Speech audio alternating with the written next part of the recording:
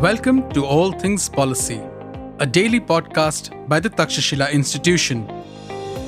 We are a bunch of policy nerds based in Bengaluru, and we like bringing fresh perspectives to Indian affairs and Indian perspectives to global affairs.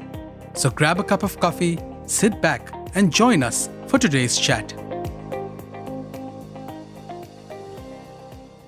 Hello and welcome to this All Things Policy podcast. And today we're going to talk about mangoes going bananas. As much as this sounds hilarious, I think it's also a fascinating one for us to even discuss in terms of what role mangoes play in our lives, and especially Thotapuri. What is the best word? I was actually talking about a breed. Then I said, no, it's mango. Variety. Okay. So I have Anisree with me, and Anisree is part of the research team at Takshashila, and geoeconomics is her area of research interest. And I'm Sowmya Prabhakar, COO at the Takshashila Institution. So today's episode, we will delve into something fascinating and complex at the same time. So the recent Chittoor district's ban on Thotapuri mangoes from Karnataka and Tamil Nadu. At the first glance, we were actually discussing it in an internal tank scrub conversation that we have at our office. And it seemed like a local agricultural dispute, but we also realized it goes much deeper. So we have a rich story involving farmers, state governments, trade flows, and the fabric of Indian federalism itself. So today I'm going to use the framework Samaj, Sarkar and Bazaar lens to unpack what this ban tells us about the power dynamics in the Indian agricultural supply chains, the challenges of the interstate coordination, and the real-time implications for farmers, consumers, and the industry. So welcome, Anisree, to this All Things Policy episode. Thank you, Sowmya. Okay. We'll jump in. So I'm going to change the sequence. So we'll jump into the government side first, right? Yeah. The Sarkar. So the focus of the next few questions will be with regard to the state policies, maybe the regulatory actions and the agricultural boards and interstate coordination. So Anisree, can you just delve into what were the stated reasons behind the Chittoor administration's decision to ban Thotapuri mangoes from neighboring states like Karnataka and Tamil Nadu? Yes. So, Sowmya, this is a very interesting question. So, and let me set a context for our listeners first. So, Thotapuri is basically, it's a variety. It's like widely grown in Chittoor district as well. And then you can find it in some of the neighboring states of Andhra Pradesh, in Karnataka and in Tamil Nadu as well. So, within Chittoor district, if you're taking, this variety is grown in like 50,000 hectares in the undivided Chittoor district. And this year itself, the harvest is known as harvest is at around 6 lakh tons. So that means it's it's a growing variety, and it's high in demand and everything in the Chittoor district itself. And if you have to take the other statistics, Andhra Pradesh is the largest producer of mangoes in India. And within that, Thotapuri variety constitute 50 to 20% of this production. So conventionally there has been a major demand, and the supply chains are already well established. So you have Chittoor district itself producing this variety. With that, you also have a lot of this cultivated variety coming from Tamil Nadu and Karnataka as well. So and mostly this all goes into the 50 to 60 pulp industries that are based in Chittoor district itself, and that are basically they use Thotapuri mangoes as a raw material for the fruit pulp production and everything. That's basically again they export it, and they again used it for domestic product consumption as well. So that's the entire context. And if you're looking at the current ban, again that has two aspects. One is that first they established a price supporting measures for the this variety, saying that all the mango pulp processing units in Chittoor district has to pay 8 rupees as a procurement price for this mangoes to all the farmers, right?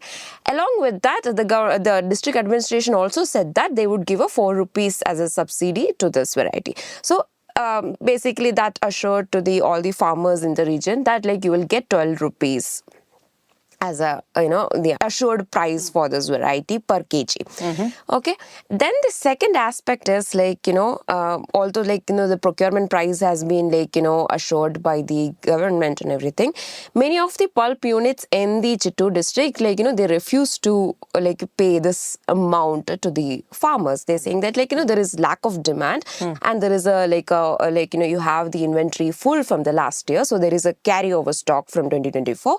So they don't have that much demand to procure mangoes at this price that's set by the government. Right. So, and you also have mangoes coming from cheaper market rate mangoes coming from Karnataka and Tamil Nadu. So the procurement units in Chittoor district continue relying on those mangoes. Okay. So that's the second aspect of the ban comes. That say okay, we don't want any more mangoes coming from other districts or other states to Chittoor. So yeah.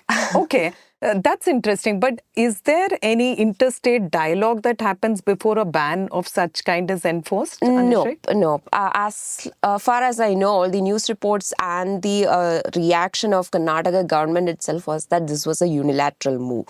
And to be honest, at some point, this is unconstitutional as well, because the 301 of Article of Indian Constitution says that the trade has to be conducted freely between states. There should not be any kind of bans until and unless there's some kind of extraordinary situation that forces the government to look at it in a different way.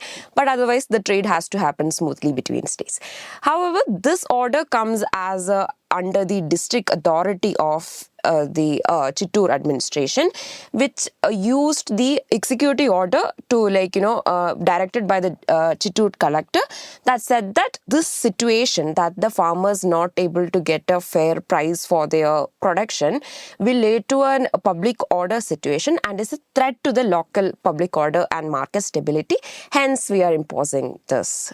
Okay. So there is no coordination between the states. However, now the Karnataka government is pushing Andhra Pradesh to change this order, and they are talking to Center to mediate this situation as well. Okay. But, yeah. Okay. Oh, I was imagining maybe there was some environmental grounds or some public health related stuff that led to this, but looks like more of protecting local interests was the reason behind it. Yes. Yeah. Okay, great. So let's jump into the market side of it, right? The bazaar side of it. So we'll focus a little more on the supply chains, the processing industries itself, and the livelihoods. Yes. And of course, your speciality being trade.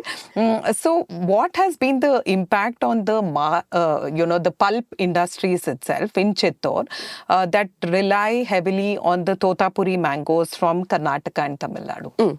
So again, to go back in time to understand this better, so conventionally you have Chittoor being a major hub for all this fruit pulp production units. So apparently I think till 2023 2024 you have 50 to 60 pulp units within the Chittoor district itself.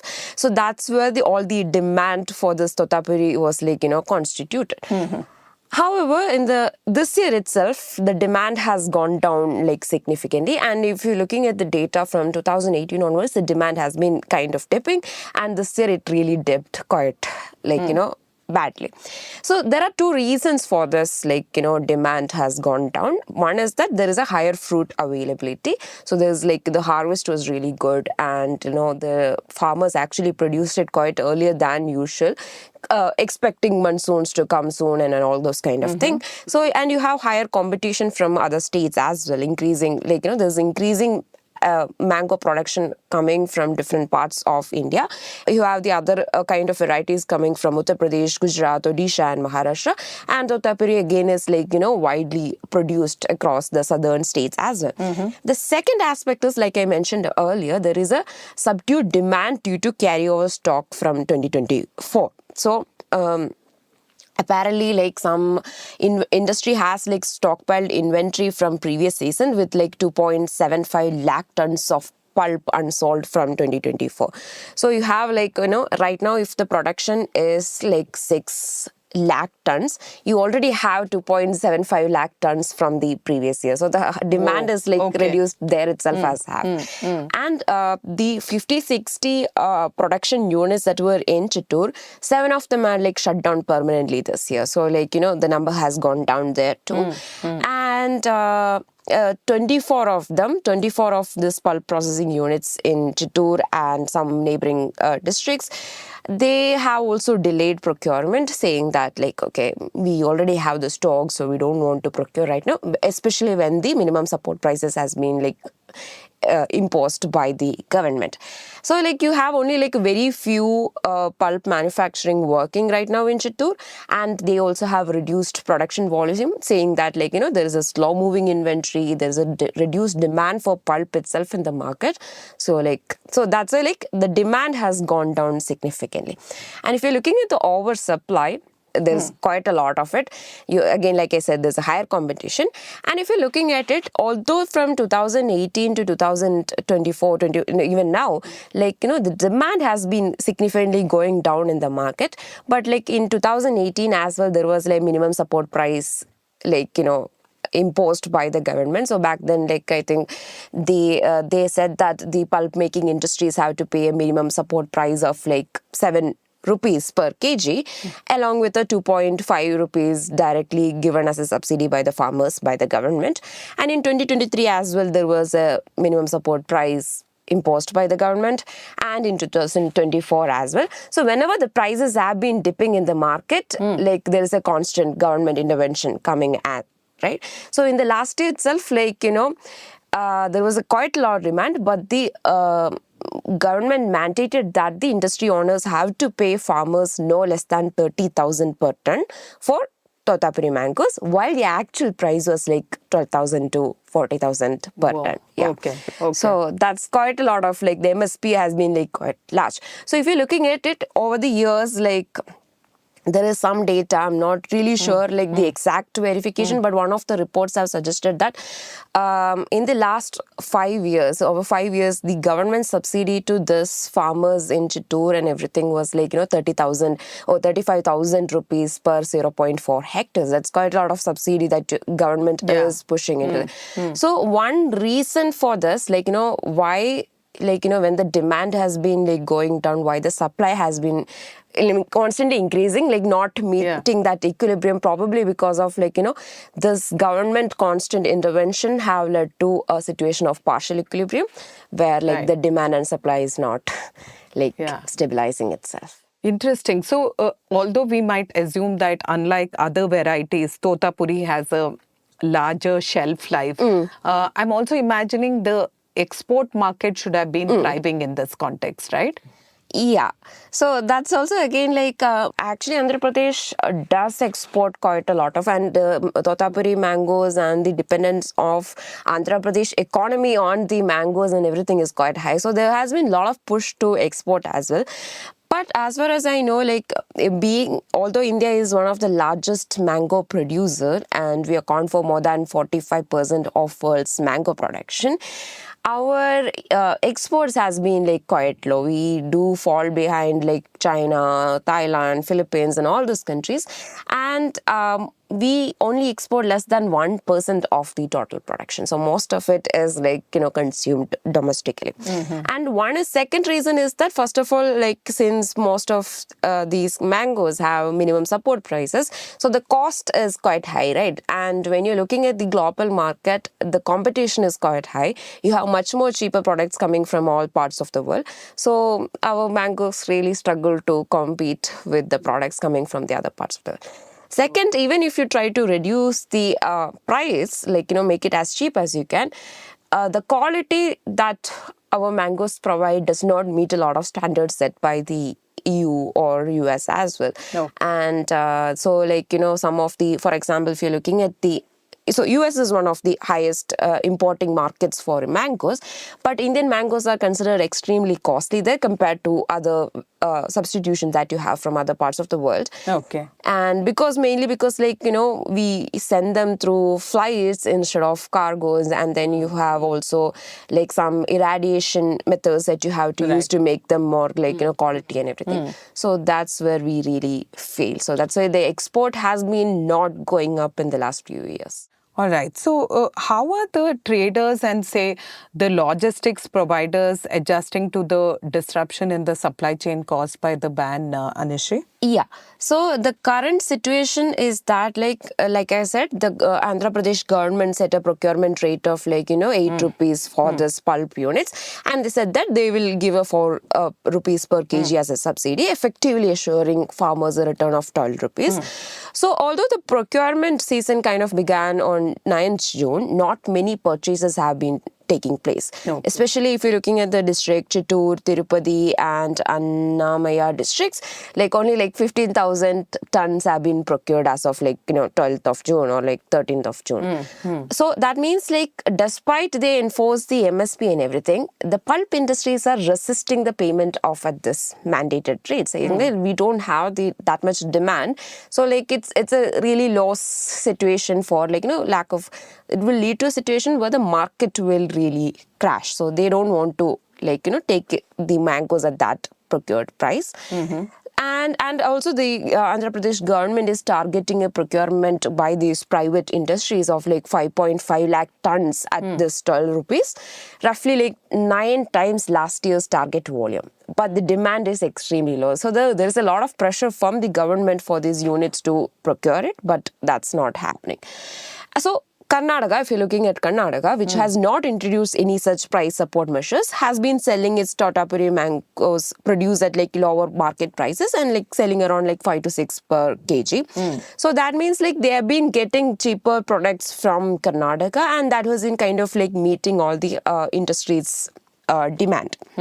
However, now there is a ban on the imports of Thotapuri mangoes from Karnataka and Tamil Nadu. The Chittoor district administration has enforced that the police officers, forest officials and everything, they're deployed at the checkpost along the border, along the district border to prevent mango trucks from entering Chittoor.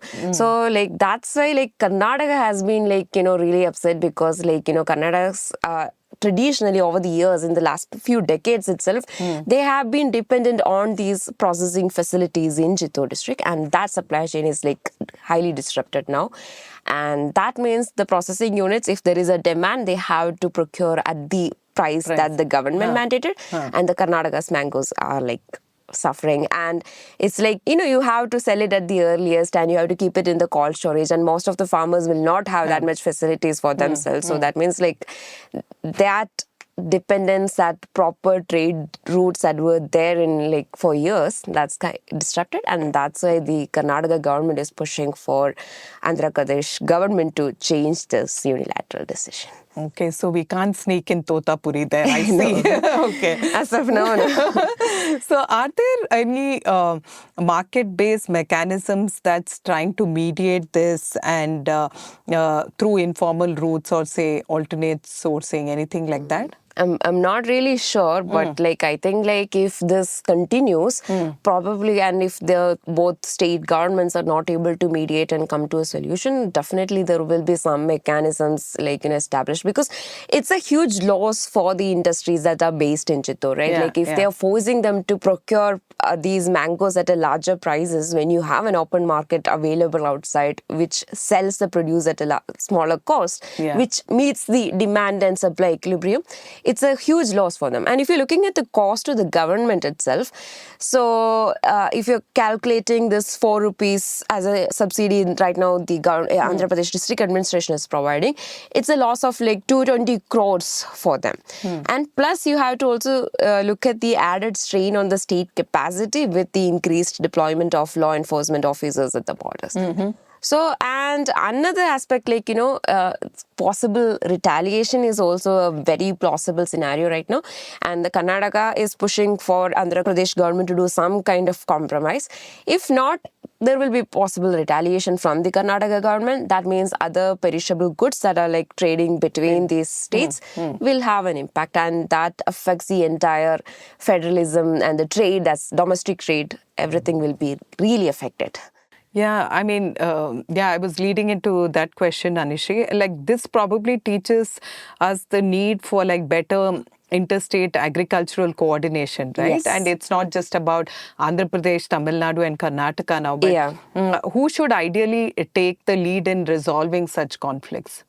So this is, I'm not really sure whether any such scenarios have happened in the past, but I mean, like we were discussing yesterday, a lot of like domestic trade within India is really low, even if you compare to like, EU and all the countries as units like India, like, our domestic trade is really, really low. Like, if you're looking at the northeastern states and their trade with the rest of the India, that's also like quite low. Like, it's kindly very fragmented markets within the market of India, right? And then if you're looking at it in the larger place, like if already you have like a very fragmented market, plus if you add all these kind of like extra trade barriers that now being input, that means like, more tit for tat actions would follow, more retaliatory actions. And one of the like consequences of this itself, like, Karnataka till now have been working without much state interventions when it comes to the Thotapuri mango market. However, these recent events have prompted the Karnataka government also to propose some, like, have been proposing to the central government a price deficiency payment and market intervention scheme, and they're also considering a mango board. So all these schemes are basically aiming to stabilize the prices. That means like you have more minimum support prices coming, and that will be more distortion in the demand and supply equilibrium in the market. Oh my God. So Thotapuri is one of the favorite variety of mangoes that I certainly enjoy. So any sort of, disruption in it seems like, okay, people... And I think it will not just limit to Thotapuri. Like if it goes really worse and there is a possible retaliation that's going to affect other agri products as well that's being traded between these states. Oh my. Okay, so we are going to be denied quite a bit is what I see, Anisree. But just dwelling upon a little in the sense of communities or anything that you want to kind of add here? Yeah, so basically if you're looking at the society aspect, like, obviously there are quite a lot of sentiments when it comes to, being denied market and everything. And if you're looking at it, if in Chittoor district itself, how the demand has not worked as a market signal was also because like there's constant government intervention, right? So from a farmer's perspective, what they understand is like, okay, we're getting a guaranteed higher price set by the government. So they definitely push for more MSP measures and everything. But when you're looking at the larger impact it would have, this constant fight is going to increase if you add more MSP. That means like you will not diversify your export markets, or you'll not diversify what kind of produce that you want to produce. So that way it creates a lot of conflict within the society, right? And this means like there will be larger sentiment from Karnataka and Tamil Nadu people also, okay, we are being denied at Chittoor border, so then we are going to block something that's going to come from. So that creates more chaos in the system, more chaos in the market and everything. So this is not an ideal situation for anyone. Yeah, not enough. We have wars going on there in the world, in the food as well. Right? Yeah, now it's getting really closer to home, and like we are fighting our district borders from others, so it's really getting worse. Okay. Thanks so much, Anisree, for this episode. I thought it's useful to talk about it also because a lot of these things, when you consume it as a civilian, it's more like you don't understand the dynamics of what's happening, right? There is trade, there's government, there's a whole lot of things in motion. And I thought it'll be easy to break it down and understand this. So thanks a lot for this episode. And I think it's not just a regional flashpoint, right? It's the window into how the local decisions ripple into states and then the sectors and the society itself. So everybody faces the brunt of it. And from the ground reality of the farmers to policy choices at the top and the market reactions in between, I think it reminds us why probably agricultural governance in India needs both coordination and compassion, because these are also perishable goods. So there is a limited time and market that it would possibly have. And even if it is to be with preservatives and, larger shelf life through the processing units, we're trying to kind of tame it in a different way. So I'm hoping the listeners found this episode insightful, and do share it and follow us for more conversations at the intersection of society, markets and government. Thank you so much, Anisree. Yeah. If you liked our show, dive into Takshashila's research on technology, strategy and economic affairs. Check us out at our Twitter handle at Takshashila INST or our website takshashila.org.in.